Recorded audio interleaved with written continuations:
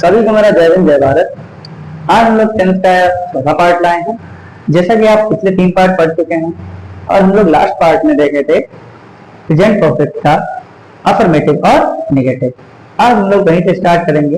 Present perfect का हम लोग आज इंट्रोगेटिव और इंट्रोगेटिव नेगेटिव पार्ट देखेंगे। चलिए देखते हैं। मजे से आज इसको अच्छे से सॉल्व करते हैं। उम्मीद है आप लोगों को समझ में आएगा और बहुत अच्छे से आएगा। चलिए देखते हैं। इंट्रोगेटिव हमारा रूल कौन सा है? ये 11 नंबर। पहले हम लोग 10 रूल पढ़ चुके हैं। चलिए देखते हैं। रूल है हमारा हेल्पिंग वर्ब। एचवी का मतलब क्या रहेगा? Helping verb. और हेल्पिंग वर्ब हमारी लगेगी हैज और हैज। फिर आ जाएगा हमारा सब्जेक्ट, फिर आ जाएगी मेन वर्ब की थर्ड फॉर्म, फिर आ जाएगा ऑब्जेक्ट, फिर आ जाएगा रिमाइंडर। अच्छा, रिमाइंडर क्या है? यानी कि ऑब्जेक्ट के बाद भी अगर कोई वाक्य बचा हुआ है, जैसे कि वह घर से सब्जी लेने साइकिल से निकला, तो साइकिल से क्या हो जाएगा? वहां पे ऑब्जेक्ट और रिमाइंडर हो जाएगा। तो इस तरीके से जो बचा हुआ वाक्य होता है ना, वही हमारा क्या कहलाता है? रिमाइंडर। और रिमाइंडर को हिंदी में क्या बोलते हैं? यानी कि इसकी स्पेलिंग होती है, देखिए, रिमाइंडर। इसे कहते हैं रिमाइंडर। रिमाइंडर का मतलब होता है शेष। शेष मतलब बचा हुआ। शेष मतलब क्या? बचा हुआ। अगर वाक्य में होगा तो हम लोग इसका प्रयोग करेंगे, अन्यथा इसकी कोई जरूरत नहीं पड़ेगी। चलिए देखते हैं। सेंटेंस हमारा पहला, क्या वह अपना कार्य पूर्ण कर चुका है? क्या वह अपना कार्य पूर्ण कर चुका है? तो सबसे पहले देखते हैं, सब्जेक्ट हमारा है वह, यानी कि इसमें क्या लगेगा? हैज लगेगा। क्या लगेगा? हैज। क्योंकि एक होते हैं, जब एक होते हैं तो हम लोग क्या लगाएंगे? हैज। हैज के बाद हम लोग सब्जेक्ट यूज करेंगे क्या? ही। क्या यूज करेंगे? ही। तो इसके बाद क्या लिखा है हमारे रूल में? मेन वर्ब की थर्ड फॉर्म। तो मेन वर्ब की थर्ड फॉर्म हमारी मेन वर्ब क्या है? कार्य पूर्ण करना, यानी कि पूर्ण करना, यानी कि कंप्लीट। या फिर हम लोग क्या लगा सकते हैं? डन। कंप्लीट या डन में से कोई भी आप लगा दीजिए। तो हैज ही कंप्लीट। अब इसकी हमें क्या लगानी है? Third form. क्या लगानी है? इसकी थर्ड फॉर्म लगानी है। तो क्या करेंगे? कंप्लीट की थर्ड फॉर्म क्या आ जाएगी? कंप्लीटेड। तो हैज ही कंप्लीटेड। और बेटा अपना के लिए क्या लगाते हैं? क्या लगा देंगे? ही है हमारा, तो ही के लिए क्या लगा देंगे? और कार्य के लिए क्या लगा देंगे? वर्ब। क्या लगा देंगे? वर्ब। और फिर आखिरी में हमारा जब रिमाइंडर हमें नहीं मिला, हम क्या लगा देंगे? Question mark. चलिए ये सेंटेंस आप लोग अपने आप बना के देखिएगा। अब हम लोग पहुंचते हैं इंट्रोगेटिव नेगेटिव पे। चलिए देखते हैं। क्या तुम लखनऊ में नहीं रह चुके हो? या फिर क्या तुम लखनऊ में रह नहीं चुके हो? और फिर हम लोग देखेंगे क्या है। जस्ट इसी के बाद सेंटेंस है, क्या वह बाजार अभी तक नहीं आया है? चलिए इसको करते हैं बाजार से। ठीक, चलिए समझते हैं। पहले इसका रूल देख लेते हैं। Rule number 12। रूल नंबर 12 हमारा क्या है? हेल्पिंग वर्ब क्या लगेगी? एज या है। और जैसा कि हमने बताया है, जो निगेटिव होते हैं ना, उनमें तो आपको क्या लगा देना? तीसरे नंबर को नॉट लगा देना। बाकी आपका रूल एज इट इज रहता है। चलिए देखते हैं। हेल्पिंग वर्ब हैज आ जाएगी, फिर हमारा सब्जेक्ट आएगा, फिर तीसरे नंबर पे क्या आ जाएगा? नॉट आ जाएगा, फिर आ जाएगी मेन वर्ब की थर्ड फॉर्म, फिर आ जाएगा ऑब्जेक्ट, फिर आ जाएगा रिमाइंडर, अगर टेंस में होगा। अदरवाइज आपको लगाने की जरूरत नहीं है। चलिए और फिर आखिर में क्या लगा देंगे? Question mark. चलिए देखते हैं। सबसे पहले सेंटेंस, ये सेंटेंस हम लोग दोनों बना के देखेंगे। क्या तुम लखनऊ में नहीं रह चुके हो? तो चलिए देखते हैं। पहला सेंटेंस है, तो बेटा ये सब्जेक्ट तुम आएगा। जब तुम आ रहा है तो हमने क्या बताया था आपको कि आई और यू के साथ क्या लगाते हैं? हैव लगाते हैं। क्या लगाते हैं? हैव लगाते हैं। तो ये सबसे पहले हम क्या लगा दें? हैव। अब फिर क्या आ जाएगा? तुम है, यानी कि सब्जेक्ट माना जाएगा यू। Have you. अब क्या लिखा है? लखनऊ में नहीं रह चुके हो। तो थर्ड नंबर पर हमारा क्या आ जाएगा? नॉट। Have you not. और रहने की क्या होती है? लिव। और लिव के क्या लगा देंगे? Third form. तो क्या हो जाएगी? Live. Have you not live. अब क्या बोला गया है? कहाँ रह चुके हैं? लखनऊ। तो लिव के साथ क्या प्रीपोजिशन लगाएंगे? Live in. और भैया लखनऊ की क्या हो जाएगी? लखनऊ। LUCKNOW। एल हमेशा कैपिटल रखेंगे। किसी भी नाम के सामने का पहला अक्षर क्या रहता है? कैपिटल रहता है। चलिए अब अगला सेंटेंस भी देख लेते हैं। अच्छा सेंटेंस है, क्या वह बाजार से अभी तक नहीं आया है? चलिए देखते हैं। अब देखिए सब्जेक्ट हमारा क्या है? वह। तो इसलिए हम क्या लगाएंगे? हैज लगाएंगे। तो हैज। और फिर क्या लगाएंगे हम लोग? अब देखिए सब्जेक्ट हमारा ही, हैज ही। और थर्ड नंबर पे क्या लगा देंगे? उनके हिसाब से not. Has he not. Has he not. अब बेटा आना लगा है, आया है, यानी कि कम की थर्ड फॉर्म। तो कम की थर्ड फॉर्म होती है कम, केम, कम, यानी कि थर्ड फॉर्म हमारी क्या हो जाएगी? कम। तो has not come has not come from market. अब देखो यहाँ पे हमारा रिमाइंडर आ गया है अभी तक के लिए हम लोग क्या लगाएंगे, अभी चले जाते हैं टिल, अब तक के लिए क्या लगाएंगे नाउ, टिल नाउ। उम्मीद आपको ये सेंटेंस पसंद आया होगा और सेंटेंस आपने समझा होगा कैसे बनाते हैं। तो क्या बनाया हमने, has not come from market till now. तो इसके बाद अब हम लोग समझते हैं प्रेजेंट परफेक्ट कंटिन्यूअस। चलिए अब हम लोग देखते हैं प्रेजेंट परफेक्ट कंटिन्यूअस को। जैसा कि सबसे पहले इसकी हम लोग पहचान समझ लेते हैं, ये थोड़ा सा बाकी टेंसेस के मुकाबले थोड़ा सा टफ लगता है, लेकिन होता नहीं है। अगर आप इसको एक बार अच्छे समझ लेंगे तो मुझे नहीं लगता आपको इनके वाक्यों में कभी दिक्कत आने वाली है और आप ऐसे चुटकियों में इन वाक्यों को बना लेंगे। चलिए पहले इसकी पहचान देख लेते हैं। क्या बोला गया है, इन वाक्यों में कोई कार्य भूतकाल में शुरू हुआ था और वर्तमान में भी जारी रहता है। अच्छा, इसकी पहचान बिल्कुल आपको लगेगी प्रेजेंट कॉन्टिन्यूअस की तरह, लेकिन ये प्रेजेंट कॉन्टिन्यूअस का नहीं होगा, सिर्फ इसमें और उसमें एक डिफरेंस रहता है। चलिए देखते हैं। फिर इसके अगले नियम में लिखा है कि इन वाक्यों में समय का बोध होता है। बस आपको यहाँ पे ध्यान रखना है, यहाँ पे समय का बोध होता है, समय का बोध होता है। चलिए देखते हैं कैसे हम आगे समझेंगे। इन वाक्यों के अंत में वही पहचान प्रेजेंट कॉन्टिन्यूअस की, रहा है, रही है, रहे हैं, रहे हो आता है। ठीक है, फिर देखिए इन वाक्यों में समय को दर्शाने के लिए हम लोग किसका प्रयोग करते हैं, सिंस एवं और का प्रयोग करते हैं। या तो हम सिंस लगाएंगे या फिर फॉर लगाएंगे, पर हम लोग इनको कैसे समझेंगे कि वाक्यों में कहाँ पे सिंस लगना है, कहाँ पे फॉर लगना है। चलिए इसको समझते हैं, देखते हैं। जैसा कि देखते हैं लिखा हुआ है कि सिंस और फॉर।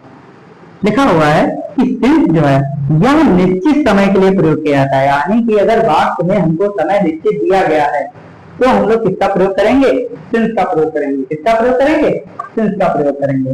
फिर लिखा गया है यह अनिश्चित समय के लिए प्रयोग किया जाता है। फॉर क्या है, यह अनिश्चित समय के लिए प्रयोग किया जाता है, यानी कि अगर समय अनिश्चित हो।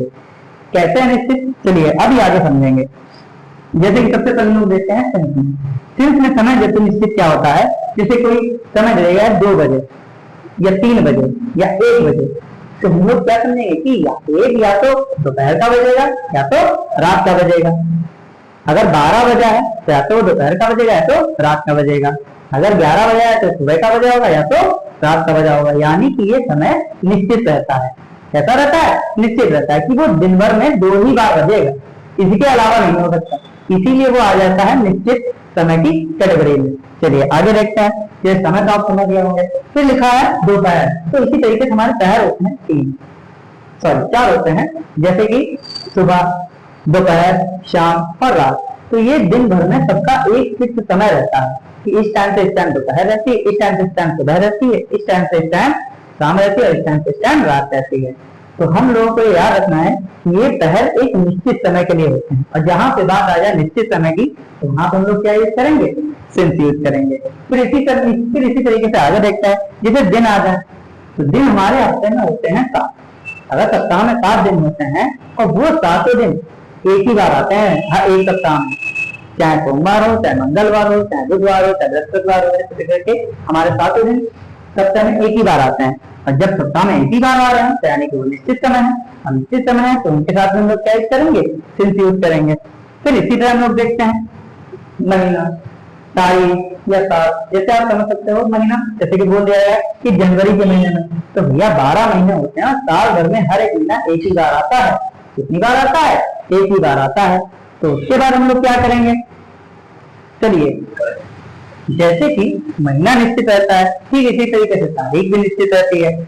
मान लीजिए बोल दिया है कि 2 अप्रैल की तारीख वहां पे तो है, यानी कि महीने में जो तारीख होती है ना वो भी निश्चित रहती है कि वो एक दिन में एक ही बार आएगी।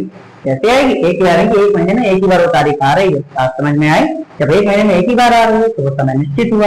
इसी तरीके से साल भी होता है, साल भी क्या रहता है, निश्चित रहता है। तो हम लोग समझ गए कि निश्चित समय के साथ हम लोग क्या लगाएंगे, सिंस लगाएंगे। ठीक इसी तरह हम लोग समझते हैं फॉर को। तो फॉर क्या रहता है, यह अनिश्चित समय के साथ शुरू होता है, जैसे हमने समझा।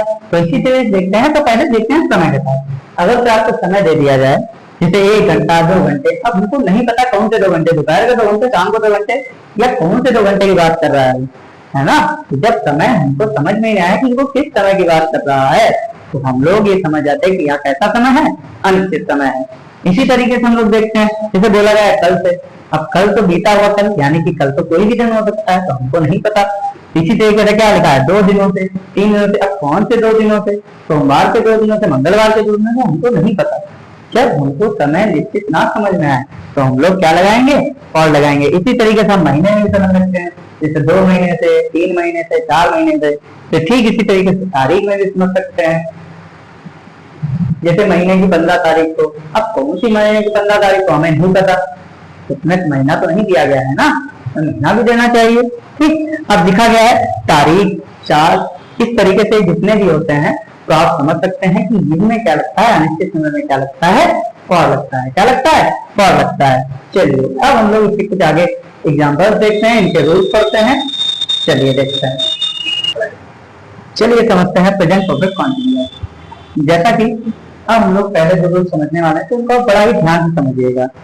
एक सेंटेंस मैं बना के दिखाऊंगा, एक सेंटेंस आपको खुद से बनाना होगा, और उम्मीद है आप लोग इसको बना पाएंगे बहुत अच्छे से। बस आप एक बार समझ लीजिए, फिर देखते हैं।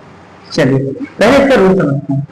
इसमें सबसे पहले हमारा सब्जेक्ट आएगा, फिर हमारा हेल्पिंग वर्ब, यानी कि जो सहायक क्रिया होती है कौन सी लगेगी, वही है जब लगेगी। बस इसमें एक चीज लग जाएगी, बी। ये लगती है समय यानी कि बी है। ठीक, चलिए मेन वर्ब की फुल फॉर्म लगेगी, फिर क्या लगेगा, ऑब्जेक्ट लगेगा, फिर लगेगा सेंस ऑफ फॉर, और फिर आ जाएगा हमारा रिमाइंडर। अगर वाक्य में रिमाइंडर होगा तो हम लोग लगाएंगे, वरना नहीं लगाएंगे। चलिए पहला वाक्य देखते हैं। वह 2 बजे से अपने कमरे में पढ़ाई कर रहा है। क्या कर रहा है भाई, पढ़ाई कर रहा है। कितने बजे, 2 बजे हो सकता है, झूठ बोलता है, लेकिन लोग करना पड़ेगा। चलिए देखते हैं, सब्जेक्ट है हमारा ही, क्या जाएगा ही। इसके बाद फिर देखते हैं हेल्पिंग वर्ब क्या लगेगी, हैज या है। तो भैया इक्वेशन है तो क्या लगा दो, हैज लगा दो, ही हैज। और फिर हमारा रूल के हिसाब से क्या आ जाएगा, बीन, ही हैज बीन। अब क्या लिखा है, मेन वर्ब की फोर्थ फॉर्म। मेन वर्ब क्या है, इसकी स्टडी करना। क्या करना है, स्टडी करना। ही हैज बीन स्टडीइंग, तो फोर्थ फॉर्म क्या लग जाएगी, एनजी फॉर्म, यानी कि studying. He has been studying, और फिर क्या लगा है, ऑब्जेक्ट, फिर सेंस ऑफ फॉर। अब क्या लिखा है कि ऑब्जेक्ट है इसमें, in his room he studying, he has been studying. अब कहां, अपने कमरे में, तो in his room, in his room. अब क्या बोला गया है, सिंस लगा दें, फॉर लगा दें, तो क्या लगाएंगे, अब ये 2 बजे से कर रहा है, यानी कि समय क्या हमारा, निश्चित समय है, तो क्या लगा देंगे, सिंस। और भैया फिर लगा दो टू, क्या लगा दो, टू। और भैया बजे के लिए क्या लगाओगे, ओ क्लॉक, क्या लगा दोगे, ओ क्लॉक। तो he has been studying in room since 2 o'clock। उम्मीद आपको ये समझ में आया होगा। इसी तरीके से आप लोग अगला वाला सेंटेंस बना के लाइएगा। पुस्तकालय को इंग्लिश में बोलते हैं लाइब्रेरी।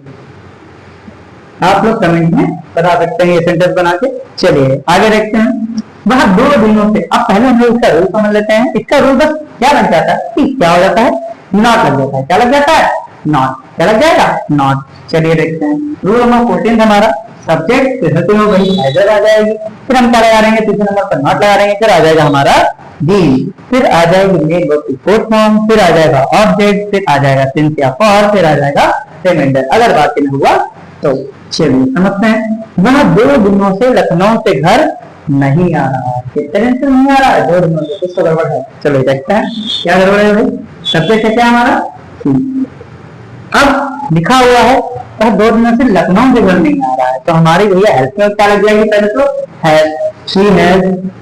अब भैया सेकंड थर्ड नंबर पे क्या आ जाएगा, नॉट, ही हैज नॉट। फिर आप क्या लगा देंगे, बीन। क्या लगा देंगे, been, he has not been.